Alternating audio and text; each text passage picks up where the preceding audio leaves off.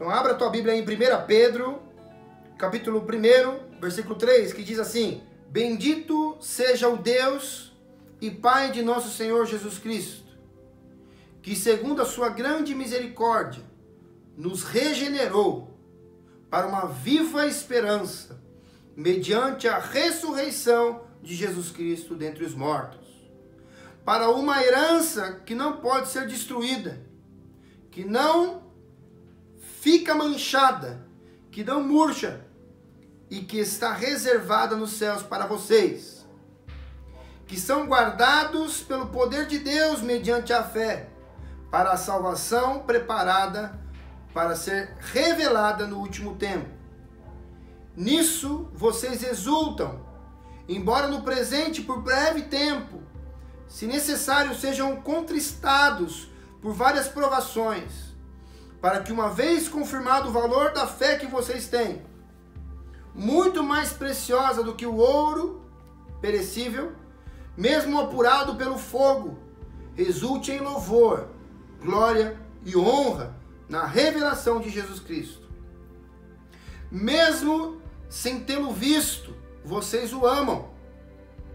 Mesmo não o vendo agora, mas crendo nele, exultam com uma alegria indescritível e cheia de glória, obtendo o alvo dessa fé, a salvação da alma. Foi a respeito dessa salvação que os profetas indagaram e investigaram. Eles profetizaram a respeito da graça destinada a vocês, investigando qual a ocasião ou quais as circunstâncias oportunas que eram indicadas pelo Espírito de Cristo, que nele estava, ao predizer os sofrimentos que Cristo teria de suportar e as glórias que viriam depois desses sofrimentos. A eles foi revelado que, não para si mesmo, mas para vocês, ministravam as coisas que agora foram anunciadas a vocês por aqueles que o Espírito Santo, enviado do céu, lhes pregaram o Evangelho, coisas estas que os anjos desejam contemplar. Por isso, preparando o seu entendimento, sejam sóbrios e esperem inteiramente na graça que lhes está sendo trazida na revelação de Jesus Cristo, como filhos obedientes, que não viviam conforme as paixões que vocês tinham anteriormente, quando ainda estavam na ignorância. Pelo contrário, assim como é santo aquele que os chamou, sejam santos vocês também em tudo que fizeres, porque está escrito: sejam santos, porque eu sou santo. E se vocês invocam como Pai aquele que sem parcialidade julga segundo as obras de cada um, vivam em temor durante o tempo da peregrinação de vocês, sabendo que não foi mediante coisas perecíveis, como prata ou ouro, que vocês foram resgatados da vida inútil que os seus pais lhes legaram, mas pelo precioso sangue de Cristo, como de um cordeiro sem defeito e sem mácula. Ele foi conhecido antes da fundação do mundo, mas foi manifestado nesses últimos tempos em favor de vocês. Por meio dele, vocês creem em Deus, o qual o ressuscitou dentre os mortos e lhe deu glória, para que a fé e a esperança de vocês estejam em Deus. Tendo purificado a alma pela obediência à verdade e com vistas ao amor fraternal não fingido, amem intensamente uns aos outros de coração puro, porque vocês foram regenerados, não de semente corruptível, mas de semente incorruptível, mediante a palavra de Deus, a qual vive e é permanente, porque toda a humanidade é como a erva do campo, e toda a sua glória é como a flor da erva. A erva seca, a flor cai, mas a palavra do Senhor permanece para sempre. Esta palavra é o evangelho que foi anunciado a vocês. Até aqui. É a primeira carta de Pedro, né? Capítulo 1. Nós lemos aí do versículo 3, ao verso 25. E nós podemos aqui observar, né, como esta palavra ela é atual nas nossas vidas, como esta palavra ela é maravilhosa, né, e fala às nossas vidas hoje, fala aos nossos corações hoje, como se nós estivéssemos sentados na frente de Pedro e Pedro falando para nós as coisas que estavam acontecendo. Deixa eu contextualizar vocês um pouquinho aqui, o que está acontecendo aqui, para quem que Pedro está escrevendo, e como eu sempre faço, né, procuro fazer nas minhas mensagens, nós vamos aplicando aqui, verso por verso, nós vamos explicando os versos, nós vamos já aplicando para as nossas vidas, amém? Então, é uma mensagem expositiva, que nós vamos expondo o texto, explicando o texto e aplicando o texto já na sua íntegra, tá bom? Então aqui, ó, eu pulei os 2 primeiros versos, onde Pedro vai se apresentar aqui, a sua carta, e já entrei aqui no primeiro, no versículo 3, né, que ele quer trazer para nós aqui já uma mensagem, e essa mensagem, contextualizando vocês, né, o que está acontecendo? A igreja do Senhor, ela está sendo, de maneira brutal, de maneira enérgica, sofrendo uma perseguição, né, de Roma. Roma aqui está exercendo aqui uma perseguição ferrenha, para aqueles que eram conhecidos do caminho, os cristãos, né, os seguidores de Jesus. E um grande povo ali, um grande exército se levanta contra o povo de Deus, e Pedro percebe que muitas pessoas estavam começando a oscilar na fé, começando a afrouxar a sua fé, devido à perseguição, devido tanta perseguição. E a mensagem de Pedro aqui agora é para que esse povo não fraqueje, esse povo não desista, que esse povo não, sabe, despreze a mensagem, né, que eles haviam recebido do próprio Jesus Cristo e dos apóstolos aqui, né? Então, contextualizando vocês, esse é o cenário, né? Onde pessoas estavam sendo entregues à morte, pessoas estavam sendo entregues a feras, pessoas, logo na sequência seriam queimadas pela própria orientação de Nero. Enfim, uma grande perseguição sobre os cristãos ali estava acontecendo naqueles dias, e era o início ali, né, de uma perseguição em massa de Roma. Por quê? Porque Roma, eles entendiam que estava sendo anunciado a presença ou a vinda de um rei, né, de uma nova autoridade, e Roma, eles não queriam, né, os romanos, eles não queriam dividir, né, o reinado deles com ninguém. Então eles dominaram, né, todo aquele território, e eles não queriam concorrência, eles não queriam que autoridade nenhuma, se não fosse de Roma, fosse estabelecida. E quando era falado sobre o reino de Deus, sobre o reinado de Jesus, eles não associavam ainda, né, uma questão de reinado, de governo sobre as nossas vidas, sobre as nossas almas, sobre a nossa eternidade. O entendimento deles era um governo político, era um reinado político. Então essa perseguição é dada a isso, tá bom? Então, pensando agora, sabendo disso, fica mais fácil para nós compreendermos as palavras de Pedro aqui. Então vamos, o primeiro verso aqui, que é o verso 3, que nós lemos. Então 1 Pedro capítulo 1, versículo 3. Pedro fala: bendito seja o Pai, bendito seja o Deus e Pai do nosso Senhor Jesus Cristo, que segundo a sua grande misericórdia, nos gerou de novo para uma viva esperança pela ressurreição de Jesus Cristo dentre os mortos. Vamos lá. Pedro está dizendo o seguinte, que o nome de Deus, que é Pai do nosso Senhor Jesus Cristo, deve ser bendito, deve ser bem falado, deve ser bem divulgado, deve ser bem quisto. Ele vai usar essa expressão: bendito seja o Deus e Pai de nosso Senhor Jesus Cristo. Agora, a maneira que nós bendizemos ao Senhor, né, e o motivo pelo qual nós bendizemos o nome do Senhor, ele vai expor agora que ele fala: porque segundo a sua grande misericórdia, né, nos gerou de novo para uma viva esperança.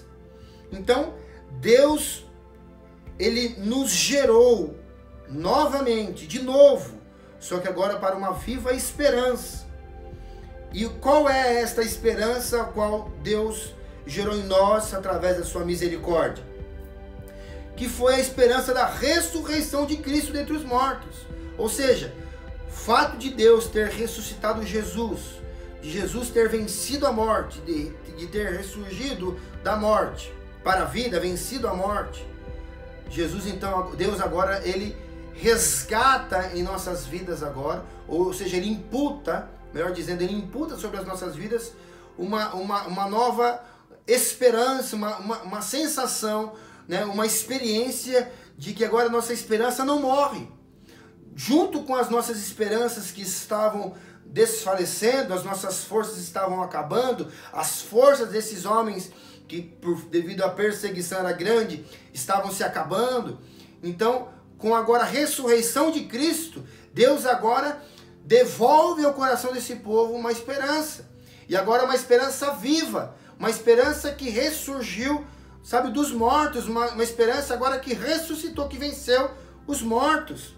Então, essa expressão é maravilhosa, quando ele diz que ele gerou de novo, né, para uma viva esperança, através da misericórdia dele. Então, nós temos, através da ressurreição de Cristo, uma boa notícia, nós temos, né, a mensagem das boas novas, nós temos motivos para nos alegrarmos e nós estarmos seguros, amém? Porque Jesus venceu a morte, a nossa esperança não morre, ao contrário do que dizem, que a esperança é a última que morre. Eu quero dizer para você hoje, que a partir de hoje nós diremos, não, a minha esperança não morre, a minha esperança, ela ressuscitou e vive para toda a eternidade, amém? Então essa é a lição aqui do verso 3, né, do primeiro capítulo de 1 Pedro.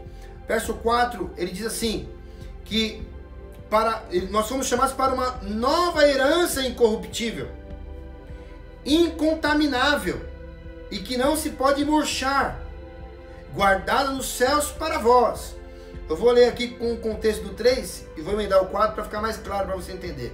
Ele diz assim, né? Bendito seja o Deus e Pai de nosso Senhor Jesus Cristo, que segundo a sua grande misericórdia nos gerou de novo para uma viva esperança pela ressurreição de Jesus Cristo dentre os mortos, para uma herança incorruptível, incontaminável e que não se pode murchar, guardada nos céus para nós.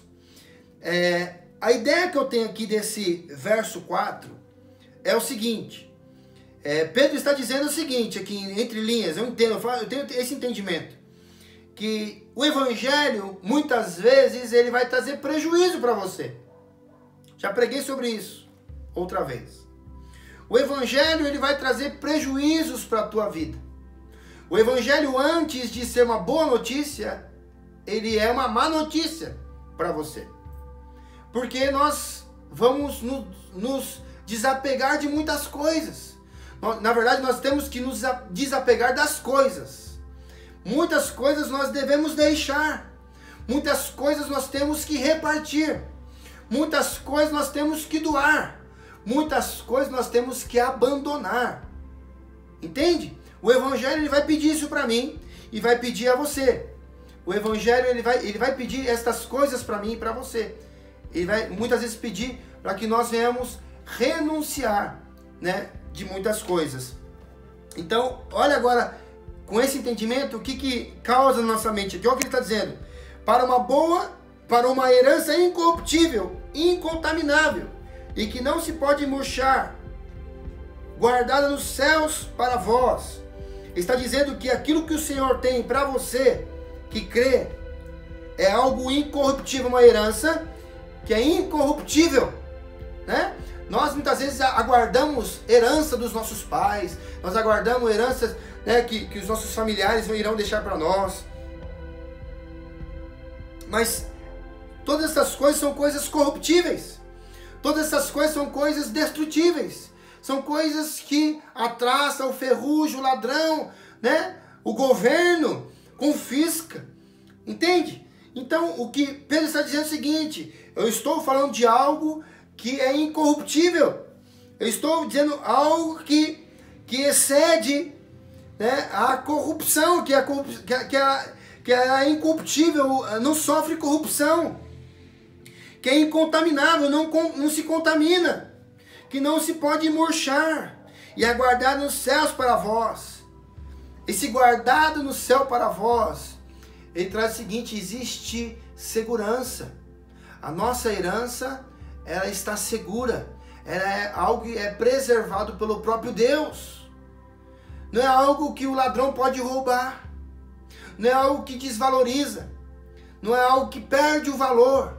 Mas é algo que o valor é guardado, é preservado pelo próprio Deus. Sabe, é preservado, não é no carro forte que os ladrões vêm com um fuzil, sabe, estoura e rouba. Vem nos bancos, estoura os cofres. Nós assistimos vários filmes, reportagens de planos mirabolantes de ladrões que roubam, não é? Mas a nossa herança, ninguém pode roubar. O presente que Deus nos dá, ninguém pode roubar. É algo que o Senhor preserva, é algo que o Senhor guarda, é algo que é incontaminável, é algo precioso. O que Pedro está dizendo aqui para aquele povo que está sofrendo perseguição é o seguinte, sabe, guarda no coração de vocês aquilo que é eterno.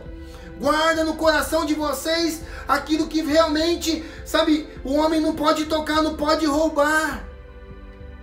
Guarda isso, guarda estas coisas, coloca a tua mente nestas coisas. Amém? Em nome de Jesus, o Senhor vem nos lembrar hoje que nós devemos colocar os nossos corações, os nossos olhos naquilo que o ladrão não rouba. Eu lembro na mensagem de Jesus. Fala para nós não acumularmos tesouros nessa terra. Sabe, onde a traça e o ferrugem destrói tudo, onde o ladrão rouba e arromba. Sabe, mas vamos guardar aquilo que é eterno, vamos guardar aquilo que vai para toda a eternidade. Existem coisas valiosas que nós muitas vezes estamos negociando, que não pode ser negociado. Amém? Eu costumo dizer o seguinte, use as coisas e ame a Deus, ame o seu próximo. Não inverta os valores das coisas, porque tem gente usando as outras e amando as coisas. As coisas eu não empresto. Minhas coisas eu não dou. As minhas coisas. Mas os filhos, sabe, os amigos, os pais são desprezados, são negociáveis. É uma luta para quem fica com um pai idoso. É uma briga para quem vai cuidar do velhinho. É uma briga para quem vai cuidar do vô. É uma briga para quem vai cuidar da mãe. Entende? As pessoas estão invertendo as coisas. Nós devemos guardar esses conselhos que Pedro dá aqui à sua igreja, né, na sua carta aqui. E são conselhos que o próprio Cristo deixou. Eu compartilhava com a Adri aqui durante essa tarde, ainda essa mensagem. E eu percebo Pedro, eu me identifico muito com Pedro, né? A teologia de Pedro é uma teologia que eu me identifico muito, porque parece que Pedro, ele está sentado numa cadeira e contando todas as coisas ao qual ele aprendeu com Jesus. Pedro, ele viveu praticamente todo o ministério de Jesus ao lado de Jesus. Então eu percebo que as cartas de Pedro, quando você for ler Pedro, pensa dessa forma para você ver como que faz sentido isso. Parece que Pedro está relatando tudo aquilo que ele viveu com Jesus. Sabe, Pedro, ele, em nas suas duas cartas, ele relata, sabe, lições que ele teve com Cristo. E que nós observamos nos evangelhos, que nós lemos nos evangelhos. Então nós percebemos que é lógico que todos os discípulos, os apóstolos que escrevem, eles escrevem coisas que aprenderam com Jesus. Mas eu acredito que Pedro, ele fala de uma forma que eu me identifico muito com ele. Eu entendo muito mais fácil o evangelho que Pedro, na maneira que Pedro trata o evangelho, as coisas. Então eu me identifico e gostaria que você também prestasse atenção nesse sentido, porque é muito familiar, sabe? Parece que eu estou ao lado dele vendo, né, as coisas que ele está contando. Tipo assim, eu passei por isso, né? Eu vivi isso com o meu mestre. Enfim, vamos lá. Agora no versículo 5, né? Vou ler o 4 de novo aqui e vou emendar no 5. Sempre para poder fazer com que você esteja contextualizado aqui, tá? Então, para uma herança incorruptível, incontaminável e que não se pode murchar, guardada nos céus para vós, que mediante a fé estáis guardados no poder de Deus para a salvação, já prestes para se revelar no último tempo. O que Pedro está dizendo aqui é o seguinte, que existe um campo ao qual nós iremos compreender essas palavras, ao qual nós iremos compreender essas lições. E este campo chama-se campo da fé. Nós só iremos compreender estas palavras, nós só iremos compreender esses ensinamentos, nós só iremos ter paz ao meio dessas aflições, ao meio da perseguição, ao meio das tentações, se nós utilizarmos o campo da fé. Porque existem coisas que nós não vemos. Porque muitas vezes nós temos que crer contra a esperança.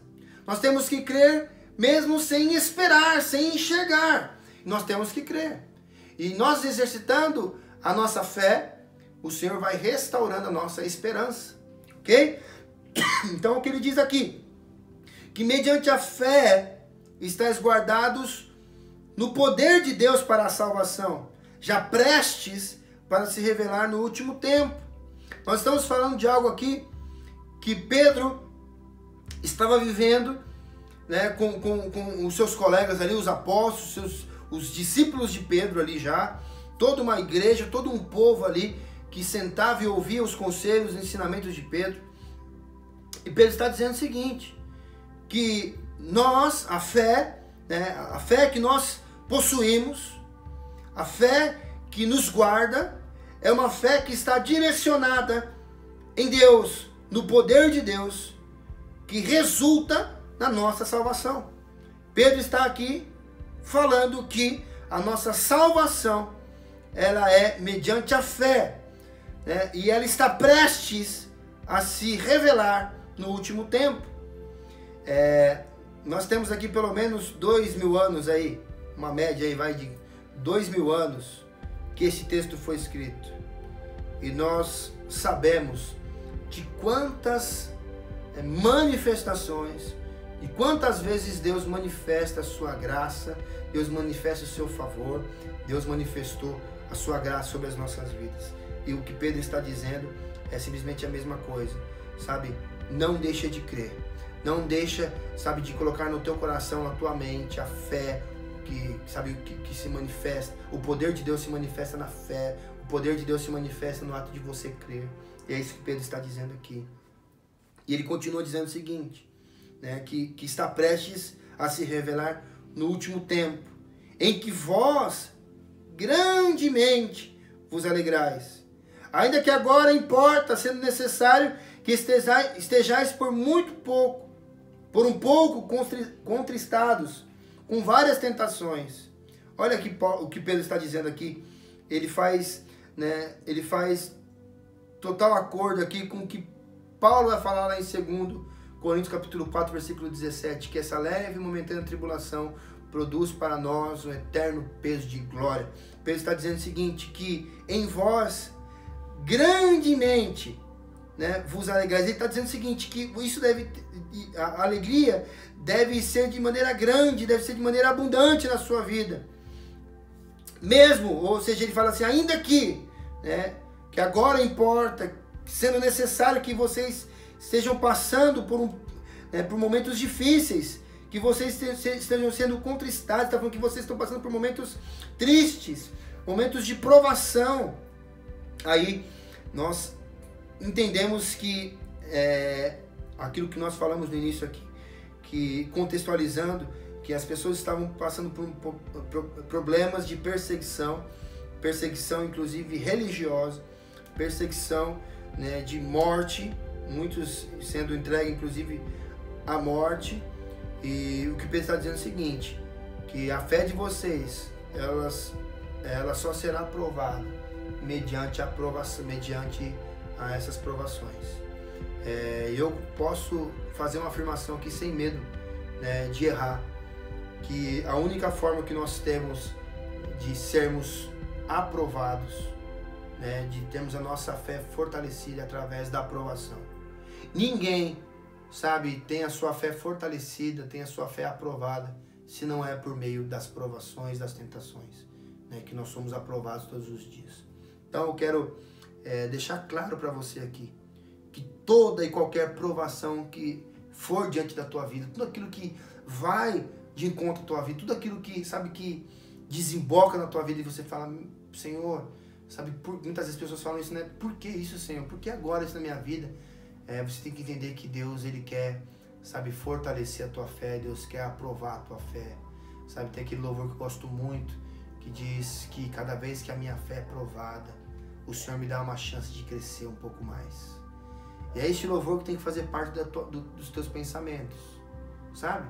Você, se tem alguém aqui com um problema, com vício, por exemplo, pessoas que lutam com algum tipo de vício, se você sofre, né, se você luta com algum tipo de vício, eu quero dizer para você que você precisa vencer isso, que você precisa lutar contra isso. E em breve o Senhor vai te dar, sabe, vitória sobre essa luta. Mas você precisa vencer isso. E o Senhor te ajuda, o Senhor nos fortalece no meio dessa luta, o Senhor não nos ampara, né? O Senhor não nos coloca num beco sem saída. O Senhor nos dá momentos, o Senhor nos permite momentos, nos coloca em momentos, sabe, que nós venhamos ser provados, para que nós venhamos ser aprovados. O desejo de Deus é nos aprovar diante dessas provações. Amém?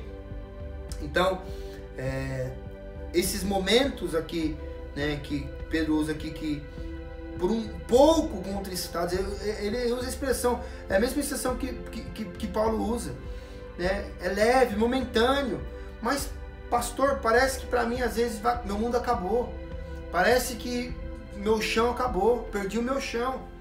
Meu querido, você acha que isso é tão grande porque você não tem noção da dimensão das coisas que Deus tem preparado para você. Essa é a dimensão, sabe? Esses aqui são os pilares que Pedro está trabalhando. Vocês não podem nivelar as questões espirituais, as revelações, as coisas que o Senhor tem para a tua vida, sabe? Com a sua concepção de Deus, com a sua concepção, sabe, de grandeza de Deus. Pedro está dizendo o seguinte, que é incomparável, que aquilo que nós temos como grande é muito pequeno, perto do tamanho de Deus, perto do tamanho da grandeza de Deus. Ou seja, aquilo que para nós é demasiado, para Deus é insignificante. Aquilo que muitas vezes rouba a nossa paz, o Senhor fala, não. Basta você ver o que a expressão de Abacuque, quando Abacuque diz, né? Quando Abacuque olha para o cenário, né, de desolação, de destruição, né, de Israel, de total devastação, sabe, de precariedade, de tudo, que acabou tudo, né? Aparentemente tudo se foi. Aí o Senhor coloca um espírito de fé, sabe? O Senhor coloca fé no coração de Abacuque. E Abacuque faz aquela declaração, ainda, né? Ainda que falte, ainda que acabe, ainda que seja arrebatado, ainda que morra, ainda que isso, ainda que aquilo, todavia eu exultarei no Deus da minha salvação.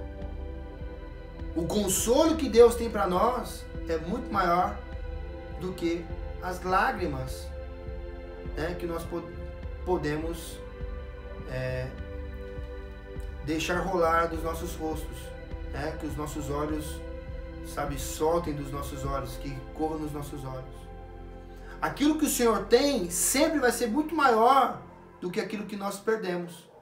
Entende? É esse contraponto que eu percebo que Pedro está dizendo. Que a tua riqueza não é nada, né? Ao contrário, é estrado, né? O que é a coisa mais valiosa que nós temos hoje, né? A coisa que mundialmente é mais valorizada, o ouro, né? Nós temos aí a riqueza, o ouro simboliza a riqueza, sinônimo de riqueza. E a Bíblia usa a expressão, né, de ruas de ouro. Eu tenho uma particularidade, um entendimento particular sobre isso. É que aquilo que nós mais valorizamos, né, que é o ouro, a terra, serão feitos os estrados ao qual nós iremos caminhar. Ou seja, a rua onde nós iremos pisar, né, é feita de ouro. Ou seja, a sua riqueza no céu não serve para nada. Entende? É o lugar onde nós iremos pisar. Então, esse é o ensinamento que eu vejo que Pedro está dando aqui. Versículo 7 fala assim: para que a prova da nossa fé, muito mais preciosa do que o ouro que é provado pelo fogo, se ache em louvor e honra e glória na revelação de Jesus Cristo. Ele está dizendo o seguinte, que muito mais do que o ouro, do que o tesouro, do que os teus bens, né, é aquilo que o Senhor tem preparado para mim e para você. É aquilo que o Senhor já nos deu. É aquilo que o Senhor já ofereceu para nós. Ele está dizendo que a nossa salvação deve produzir em nossas vidas uma alegria muito maior do que o ouro traz para as nossas vidas, do que os bens podem nos oferecer. Que a alegria da nossa salvação, do presente que nós recebemos de Deus, deve exceder, sabe, qualquer tipo de alegria. Então, olha que coisa. Até ouvi esses dias uma frase que diz assim: duas coisas eu gostaria de que acontecesse. Que o pecador sentisse tristeza pelo pecado e que o cristão sentisse alegria pela salvação. Que é duas coisas mais difíceis de acontecer, né, que um pastor tem para poder trazer dentro da igreja. É que o crente sinta pesar, sinta vergonha, sinta tristeza pelo seu pecado e que ele sinta alegria pela tua salvação. Geralmente é ao contrário. Geralmente o crente anda triste, né? Parece que a salvação dele foi um reboco, um remédio que Deus fez na vida dela, e ele não consegue chorar, não consegue se entristecer pelo pecado dele. Mas o que Pedro está dizendo é ao contrário disso, sabe? Que o nosso verdadeiro tesouro, a nossa verdadeira alegria deve estar no Senhor, deve vir do Senhor, sabe? Deve vir da nossa salvação. Nós vamos ver Pedro dizendo, Paulo dizendo lá em Efésios capítulo 6, né, sobre o capacete da salvação, não é? A salvação deve ser algo que deve estar na nossa cabeça, deve estar na nossa mente em todo tempo, sabe? Nos trazendo a memória, toda vez nos lembrando que nós fomos coroados, nós fomos presenteados de maneira abundante, de maneira graciosa, de maneira de grandiosa misericórdia por Deus, sabe? Deus foi muito, mas muito misericordioso e nós recebemos a nossa salvação. É isso que Pedro está dizendo aqui no versículo 7. Que nós podemos, né, nos encontrar em louvor. Ele fala aqui, né? Se ache em louvor, se ache em glória, se ache em honra na revelação de Jesus Cristo. Ele fala ao qual, no versículo 8, ao qual, não havendo visto, a mais no qual... Vamos lá, vamos voltar aqui. Vou ler o 7 de novo. Para que a prova da nossa fé, muito mais preciosa que ouro, que perece e é provado pelo fogo, se ache em louvor, em honra e glória na revelação de Jesus Cristo, ao qual, não o havendo visto, a mais no qual não o vendo agora, mas crendo, vos alegrais com gozo indescritível e glorioso. Está dizendo que aquilo que muitas vezes você não está vendo neste momento, sabe, tem que gerar dentro de você alegria, gozo, de maneira indescritível, de maneira que nós não conseguimos, sabe, nos contentarmos, ou aquela coisa que nós não conseguimos compreender, mensurar. É algo glorioso, a glória de Deus é algo que excede a nossa compreensão, a maneira de nós compreendermos as coisas, de nós, sabe, conseguimos dimensionar as coisas, é maneira, sabe, que nós ficamos extasiados. Ele vai falar no versículo 9 que enfim nós alcançamos, né, alcançando o fim da nossa fé, que é a salvação das nossas almas. E que exatamente isso, que a nossa salvação, tudo isso que ele está dizendo é que a nossa salvação, ele tem um poder de trazer alegria aos nossos corações. E nós temos que nos alegrarmos pela nossa salvação. Nós temos que nos satisfazermos, né, pelo fato de Deus ter nos salvado, né, pela graça que nós recebemos, pelo favor que nós não merecemos. O que Pedro está dizendo é isso, que isso deve gerar dentro de nós, sabe, alegria, deve gerar dentro de nós, sabe, contentamento, e muito mais do que isso, sabe, tem que trazer um sentimento indescritível de gozo, um sentimento glorioso nas nossas vidas. Amém? Será que você tem se alegrado na salvação? Será que você tem se alegrado na salvação? Será que a salvação para você tem sido um motivo, sabe, de alegria, um motivo de festa, um motivo de gozo na tua vida? Né?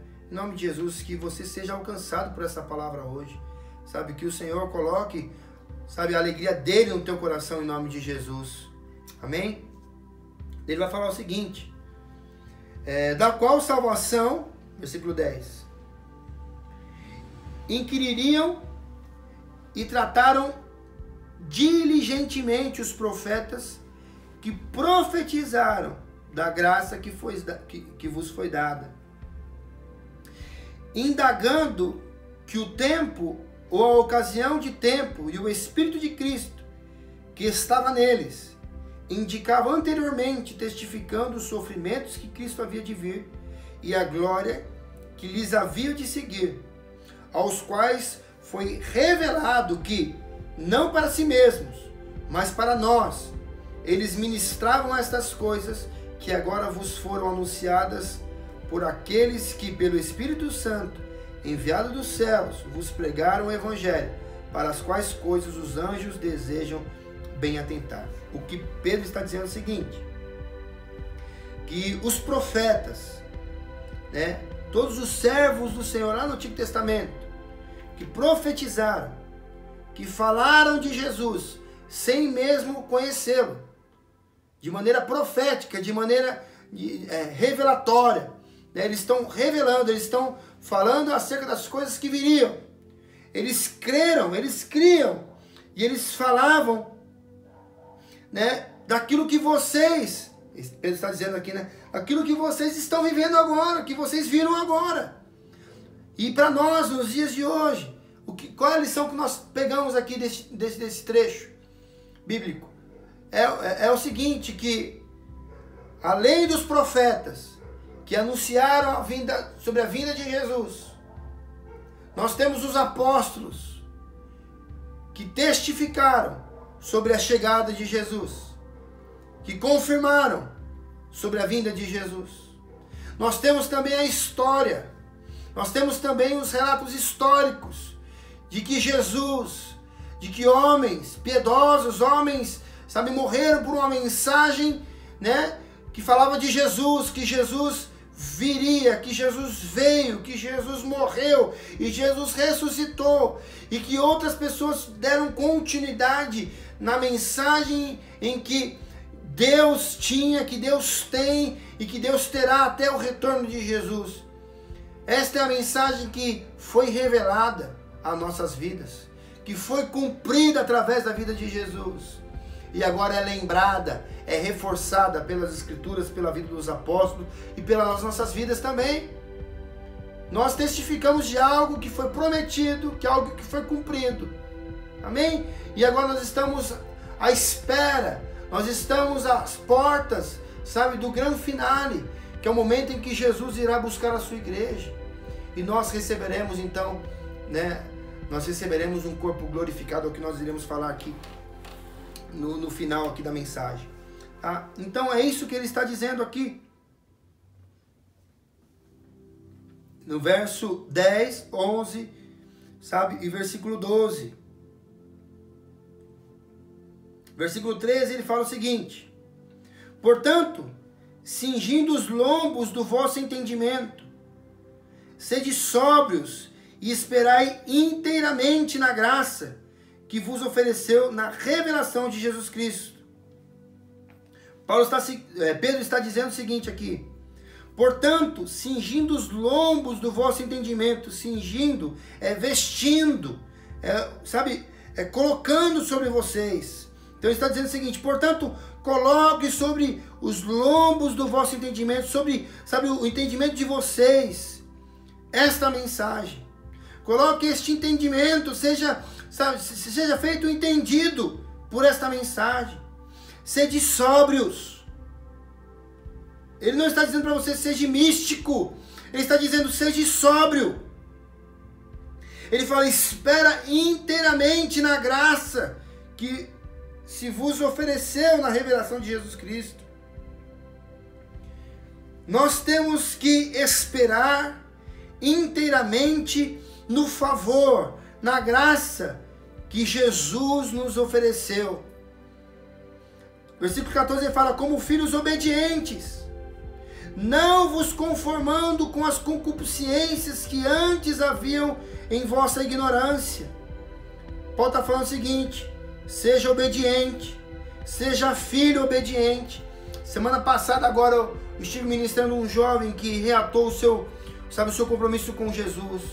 Um jovem que pediu para que eu fosse até a casa dele, porque ele queria voltar para os caminhos do Senhor, porque ele queria voltar para a presença do Senhor, ele queria voltar para a comunhão da igreja, ele queria voltar,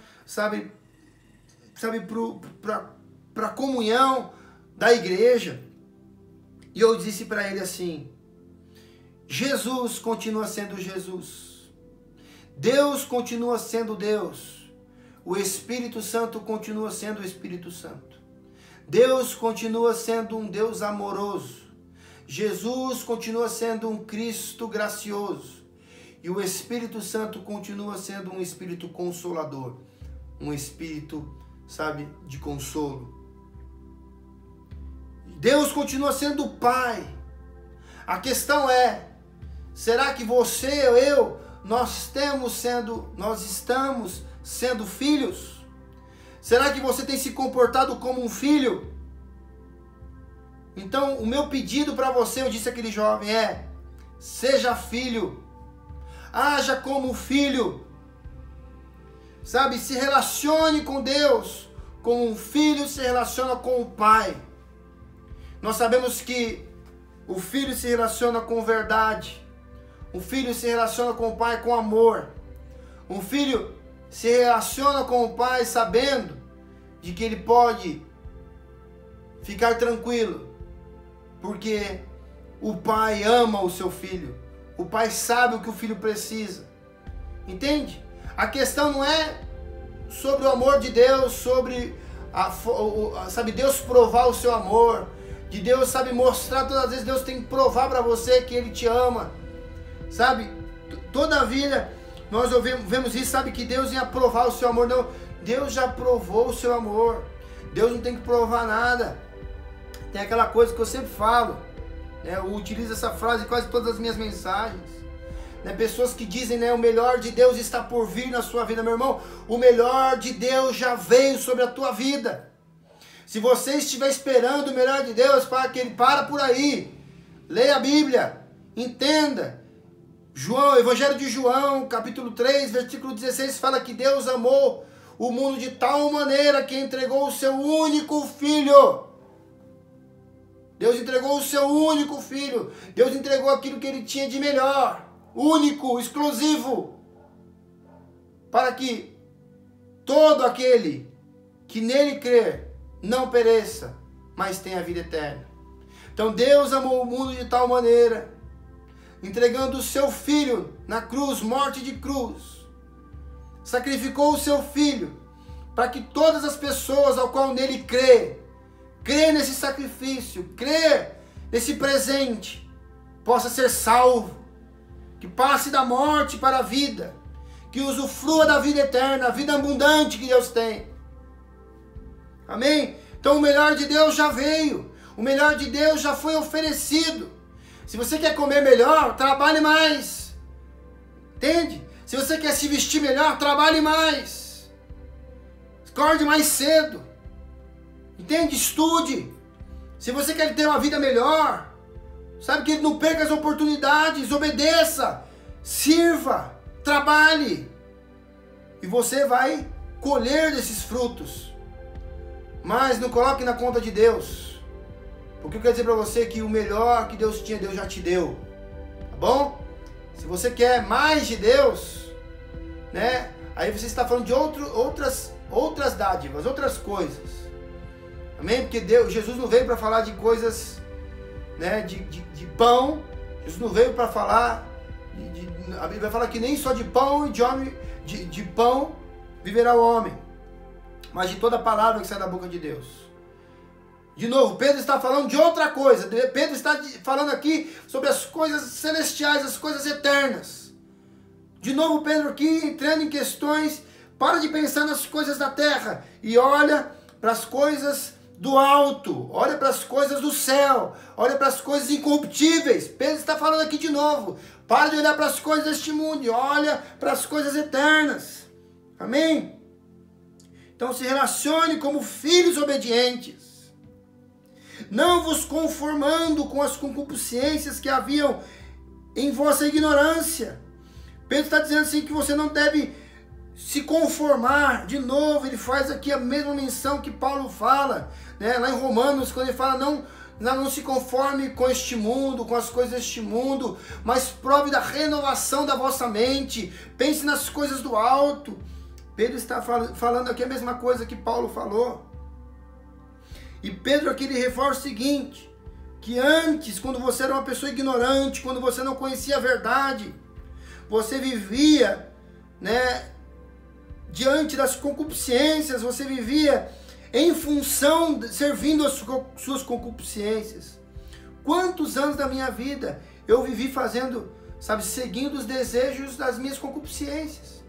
Dava vontade, eu fazia. Batia na telha, eu ia lá e tentava realizar. Eu tinha desejo, tinha vontade, eu ia lá pronto e fazia. Fazia acontecer, dava um jeito. Para tudo dava um jeito. O que Pedro está dizendo é o seguinte: agora que vocês foram revestidos, que vocês foram transformados por esta palavra, que vocês foram regenerados por esta palavra, que vocês foram transformados por esta palavra, não é assim mais que vocês devem viver. Aí nós vamos abrir aquela questão que hoje nós estávamos conversando no grupo da igreja aqui, que ele falou sobre salvação, agora ele está falando sobre santificação, que agora o crente ele deve ter um novo estilo de vida.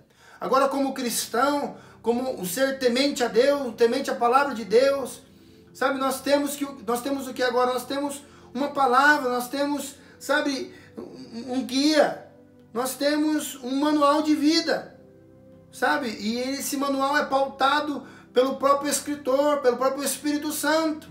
Não é simplesmente um book que nós temos, um guia que nós temos que ler e seguir aquilo. Não, o próprio autor, já dizia ali alguém que diz que a Bíblia, as Escrituras aqui, a Palavra de Deus, é o único livro que nós lemos e o autor está conosco. Nós lemos junto com o autor.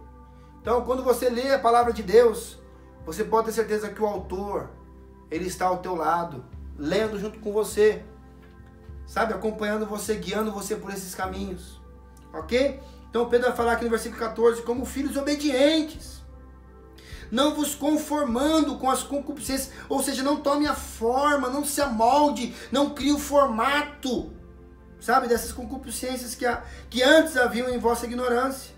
Versículo 15, mas como é santo aquele que vos chamou, sede vós também santos em toda a vossa maneira de viver. Olha que é um desafio.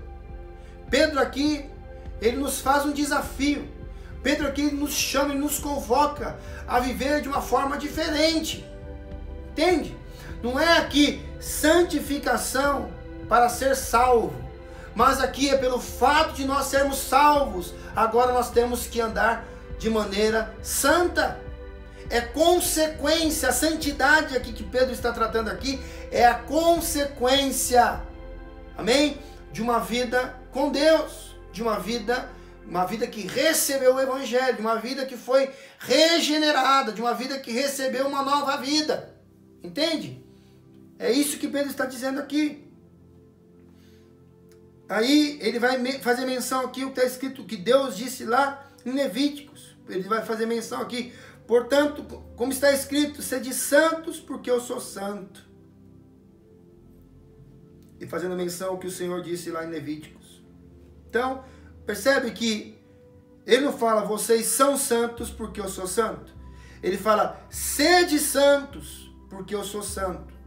Ele está dizendo que nós temos um objetivo. E o objetivo das nossas vidas é trilhar um caminho de santidade. Nesse caminho nós vamos acertar, nós vamos errar, mas o nosso foco é ser santo. Entende isso? Nós temos um objetivo, nós temos uma meta. Nós temos um propósito. E este propósito é imitar Jesus, ser santo como Ele é santo. Amém? Tá claro, não tem... Sabe, tem pessoa que complica esse texto, mas vamos seguir aqui, ser fiel às Escrituras. Sabe, nós temos uma meta, nós temos um objetivo que é imitar Jesus, ser santo como Ele é santo. Amém? Nosso papel é imitar Jesus. Nós vamos nesse caminho, nós vamos acertar e muitas vezes nós vamos errar. Mas a nossa meta é essa, acertar, acertar e acertar. Amém? Em nome de Jesus. Assim como você tem a meta de emagrecer, né?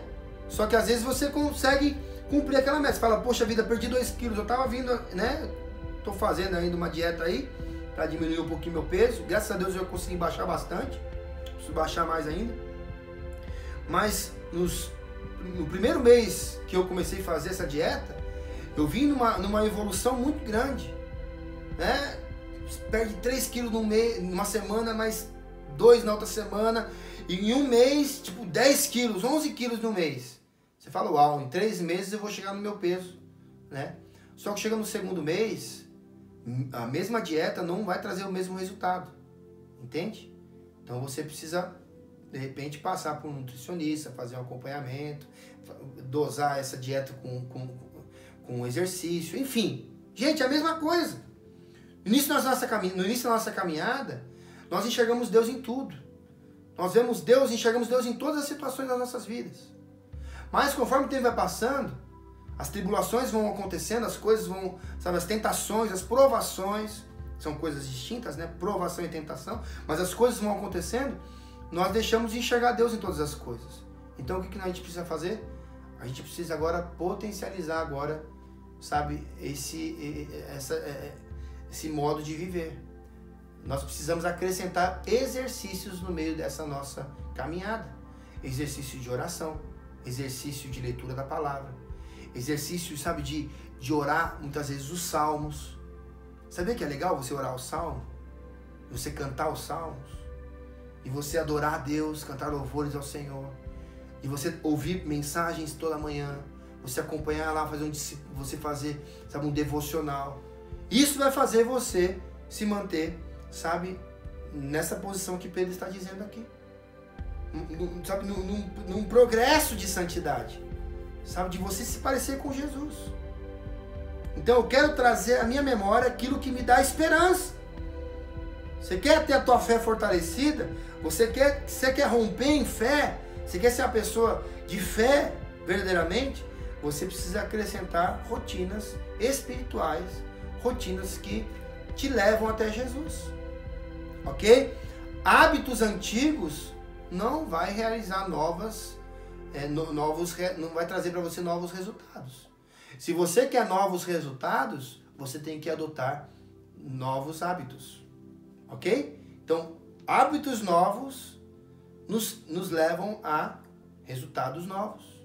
Então, se você quer ter uma renovação na tua mente, você precisa mudar o teu hábito. Você precisa parar de pensar na maneira que você pensava, agir na maneira que você agia. Entendeu? Traga novos hábitos, né? Tire da tua vida aquilo que te faz lembrar do velho homem que você era.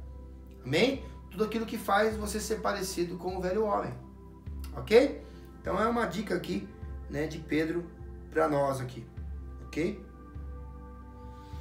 Então ele vai falar no versículo 15 aqui, né? Mas como é santo aquele que vos chamou, sede vós também santos em toda a vossa maneira de viver. Então é você trazer na maneira de você viver a santidade. Você escolher Deus todos os dias para todas as coisas da sua vida. E como vou repetir de novo. Às vezes você vai acertar, às vezes você vai errar, mas isso você não pode perder o foco da tua cabeça. O foco da tua mente e os teus olhos deve ser esse. Sabe, eu tenho um foco, eu tenho um destino, sabe, eu sei onde eu quero chegar, tá bom? Você não pode perder isso de vista. Versículo 16 eu já falei, por quanto está escrito, sede santos porque eu sou santo, lá ele faz menção aqui a Levíticos. Versículo 17, acabando já, gente. E se invocares por Pai aquele que, sem acepção de pessoas, julga segundo a obra de cada um, andar em temor durante o tempo da vossa peregrinação. Esse trecho aqui é demais. Ele fala, se invocais por Pai aquele que sem acepção de pessoas julga segundo a obra de cada um. Gente, isso é terrível. O Senhor está nos vendo. Né? Tem pessoas que falam assim, Deus conhece o meu coração, Deus sabe de todas. Você deveria falar isso com temor e tremor. Se Deus sabe, ferrou. Lascou tudo. Deus sabe. Deus conhece a podridão dos meus pensamentos. Deus conhece a escuridão do meu coração. Isso é terrível. Isso não é algo prazeroso. Nossa, Deus conhece a minha vida. Deus conhece como eu sou. Isso é terrível. Porque Deus conhece. Deus sabe. Deus vê. Deus ouve. Amém? E olha o que ele fala aqui, gente. Se invocais por Pai aquele que, sem acepção de pessoas, julga segundo a obra de cada um, andai em temor durante o tempo da vossa peregrinação. Pedro está dizendo o seguinte, de novo, gosto daquele outro texto que ele vai falar também, que nós somos forasteiros e peregrinos, né, na terra. Pedro está dizendo o seguinte, você não pode esquecer que você está aqui sendo avaliado. As suas ações, né? As suas ações, Deus está medindo as suas ações. Deus está vendo. Né? Deus está vendo as suas atitudes. Né? E Deus não faz exceção de pessoa, não. Né? Deus não tem o queridinho aqui, Deus tem o queridinho ali, não. Nós vamos ver Paulo, ele lá em Romanos, ele vai tratar essa questão de que existia um povo que era o povo eleito de Deus. E este povo deixou de ser eleito. Né? Um povo que Deus colocou ali a sua atenção sobre aquele povo.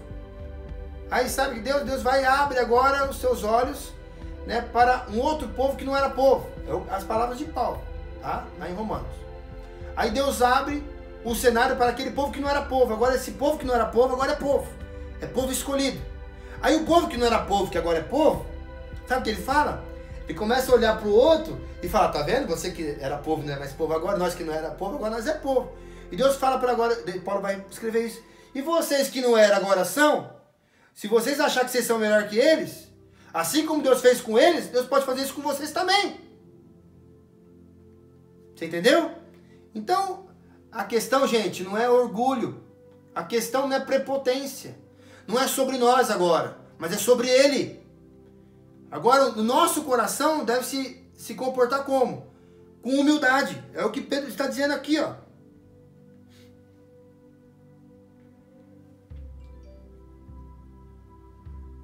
Versículo 17. Se invocais por Pai aquele que, sem acepção de pessoas, julga segundo a obra de cada um, andai em temor.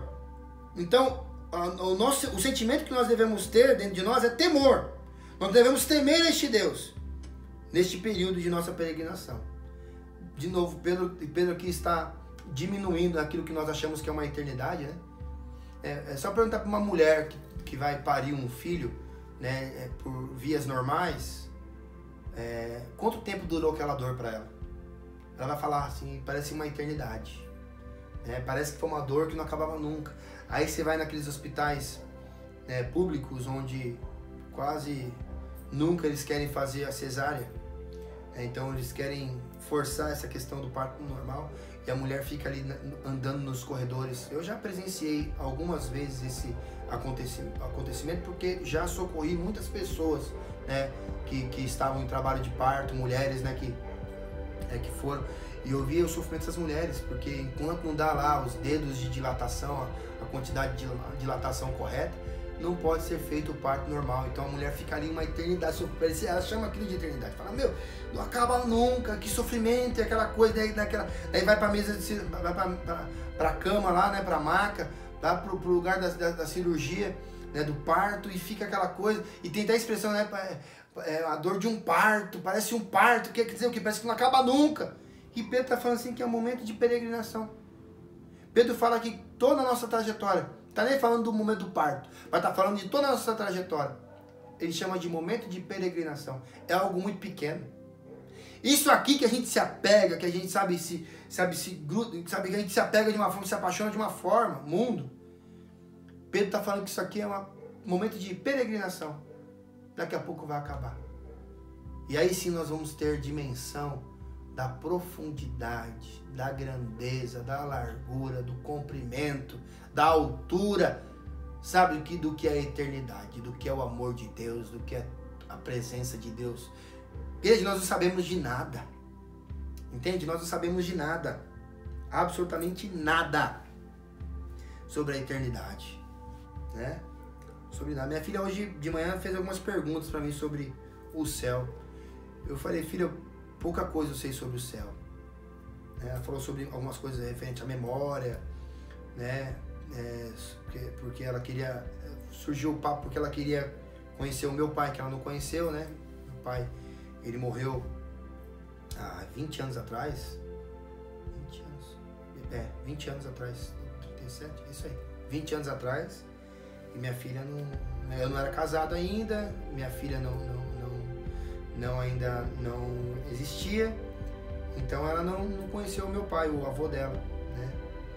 E ela perguntou, pai, será que meu avô, o seu pai, vai me conhecer no céu? Eu falei, filha, vamos deixar para essa conversa para depois? Vamos falar sobre as coisas que a gente consegue discernir aqui? Mas com certeza, ela falou assim, pai, pelo menos eu vou ter um monte de irmão, ele vai ser meu irmão no céu. Eu falei, isso? Com certeza, filha.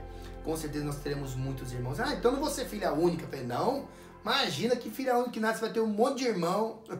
E você vai encontrar o seu irmão mais velho, que é Jesus, lá no céu. Então, gente, o céu é uma coisa maravilhosa que a gente não consegue ainda tratar desses assuntos por completo. Mas é coisa... desculpa, é coisa maravilhosa. É algo maravilhoso que nós não conhecemos, mas que Pedro aqui ele vai falando pra gente que é algo maravilhoso, é algo muito maior, né, do que aquilo que nós já vimos, conhecemos, enfim. Bom, vamos lá. Agora, versículo 18. Sabendo que não foi com coisas corruptíveis, como prata ou ouro, que fostes resgatados da vossa vã maneira de viver, que por tradição recebeste dos vossos pais, mas com precioso sangue de Cristo, como de um cordeiro imaculado e incontaminado, o qual, na verdade, em outro tempo foi conhecido, ainda antes da fundação do mundo, mas manifestado nesses últimos tempos por amor de vós. Igreja, olha o que ele está falando aqui.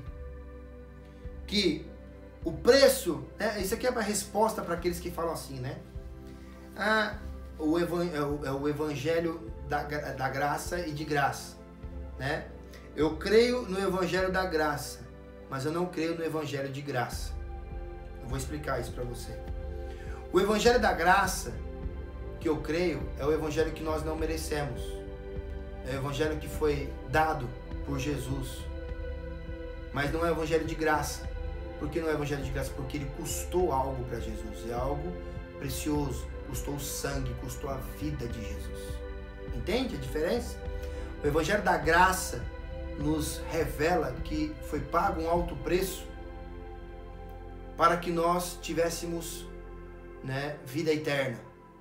E esse preço nós não temos como retribuir, nós não temos como pagar.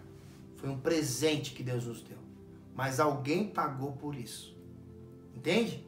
Não foi de graça, porque Jesus pagou. E é isso que Pedro está dizendo aqui. Espero que tenha ficado claro. Ficou claro, né? Dá para entender, né? Dá um joinha se você entendeu aí. Interage, acorda aí. Estamos acabando. Já deu 1 hora já de pregação. Que benção, hein? 1h05. Minha mulher fica aqui igual um relógio. Já deu 1 hora. Isso aí, minha pregação é 1h10, 1h15. Bom, tá acabando já. Então olha o que ele tá falando aqui.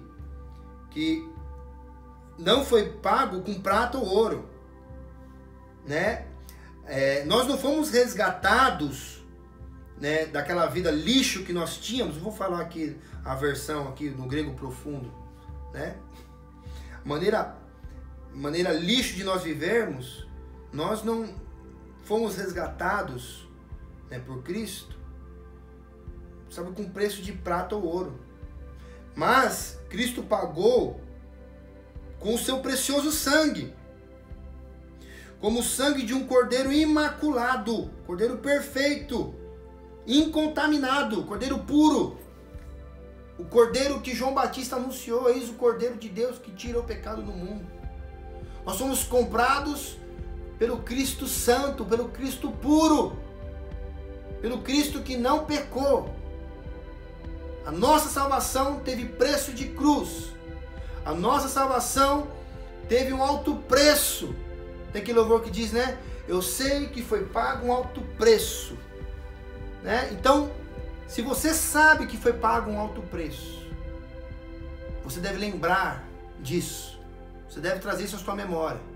Que a tua salvação não vem, sabe, de homem, não vem de prata e não vem do ouro, mas veio do sangue de Jesus. Amém? Vamos lá. Versículo 20. O qual, na verdade, em outro tempo foi conhecido, ainda antes da fundação do mundo, mas manifestado nesses últimos tempos por amor de vós. Ele está dizendo que o plano de Deus, isso eu acho legal também aqui, o plano de Deus de enviar Jesus Cristo, ou o ato de Cristo se doar por nós, não foi um plano B de Deus. Entende isso? Não foi um plano que Deus tentou com Adão e Eva, como já ouvi. Deus tentou com Adão e Eva, não deu certo, então Deus fez um plano B e Jesus aí deu certo, né? E outros dizem que foi o plano C ainda. Tentou com Adão, não deu certo. Depois tentou com Noé, quando acabou com tudo e começar de novo, também não deu certo. E agora o plano C é Jesus. Não. O que Pedro está dizendo é que Jesus é o plano perfeito de Deus, é o plano alfa de Deus. Amém? Ele está dizendo aqui, o qual na verdade em outro tempo foi conhecido, ainda antes da fundação do mundo, mas manifestado nesses últimos tempos por amor de vós. O plano de Deus lá antes da fundação do mundo, mas foi realizado agora nesses dias aqui que Pedro está narrando essa história para este povo. Amém? Versículo 21. E por ele credes em Deus, que o ressuscitou dentre os mortos, e lhe deu glória, para que a vossa fé e esperança estivessem em Deus. Olha isso. Porque por ele credes em Deus. Nós só podemos crer em Deus através de Jesus, né? Deus que ressuscitou Jesus entre os mortos e lhe deu glória, para que a vossa fé e esperança estivesse em Deus. Existe fé, esperança, sabe? Existe fé, existe esperança nas nossas vidas. Sabe por quê? Porque Jesus ressuscitou, porque Jesus morreu e ressuscitou. Jesus é a nossa esperança e Jesus é a nossa fé. Entende? Nós podemos nos relacionarmos com Deus por causa da fé em Jesus Cristo. Nós podemos ter esperança em Deus, de ter comunhão com Deus, de morar com Deus, de passar a eternidade de viver a eternidade com Deus por causa de Jesus. Jesus é a nossa esperança. Jesus é a esperança da glória. Ok? Versículo 22. Purificando as vossas almas pelo espírito da obediência à verdade, para o amor fraternal, não fingido. Então, tudo isso que aconteceu nas nossas vidas vem para purificar as nossas almas pelo espírito da obediência da verdade, porque nós sabemos qual é a verdade. Para o amor fraternal, não fingindo. Um amor fraternal não fingido.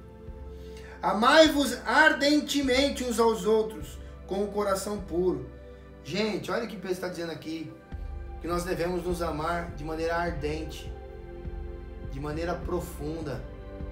Você está entendendo o que é isso aqui? Que o amor que deve existir entre nós é um amor que, sabe, arde dentro de nós. E eu fico vendo as pessoas se esforçando para amar uns aos outros. Eu fico vendo pessoas, sabe, tendo que fazer um esforço tremendo para amar o outro. Eu costumo dizer o seguinte, nota também na tua agenda isso aí, ó. Só não ama o outro, o próximo, de maneira natural.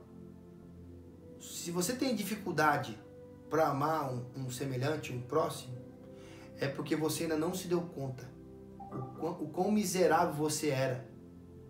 Entendeu? E que forma maravilhosa Deus te amou.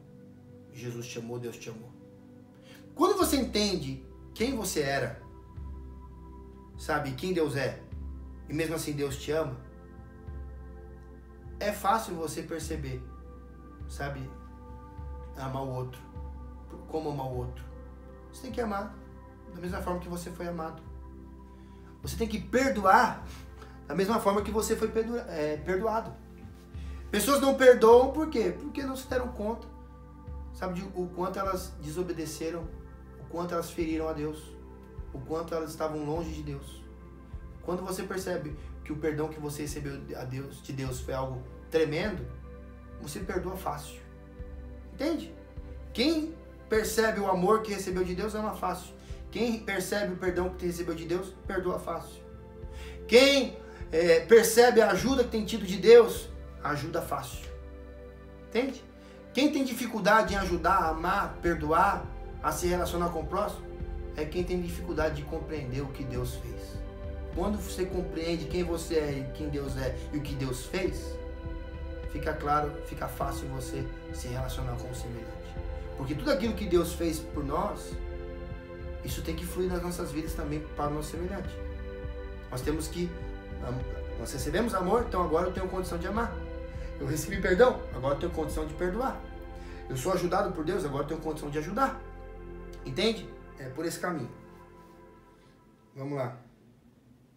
Ele fala então, purificando as vossas almas pelo espírito da obediência à verdade, para o amor fraternal não fingido, amai-vos ardentemente uns aos outros com o coração puro. Eu me lembro daquela palavra, né? Daquela bem-aventurança. Bem-aventurados puros de coração. Por quê? O que vai acontecer com eles? Você sabe o que vai acontecer com eles? Sabe, pastor, o que vai acontecer com eles? Eles verão a Deus. Bem-aventurados puros de coração, porque eles verão a Deus. Eu tenho uma aplicação também sobre esse trecho bíblico. Sabe o que eu penso? Que muitas vezes as pessoas elas vão conhecer a Deus através de um ato, de um coração grato ao Senhor, obediente ao Senhor. Vou dar um exemplo besta aqui, tá? Não é atitude besta, mas é um exemplo besta. Uma pessoa em situação de rua, com fome, com frio, com sede, solidão, doente. Esse camarada sozinho na noite de São Paulo, do mundo inteiro. Esse cara clama por um prato de sopa. Esse cara clama pela ajuda. Esse cara clama por uma água. Esse cara clama por uma companhia. Aí sabe o que acontece?